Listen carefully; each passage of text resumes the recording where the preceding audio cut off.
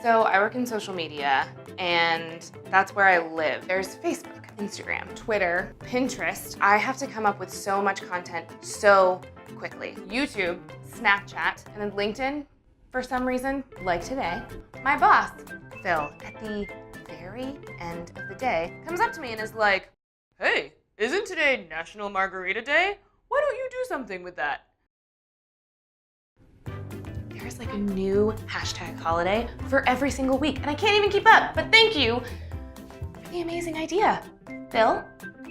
Luckily, I use PicMonkey, and all my assets and designs are right there in the hub, so I can make something fun and effective super quickly.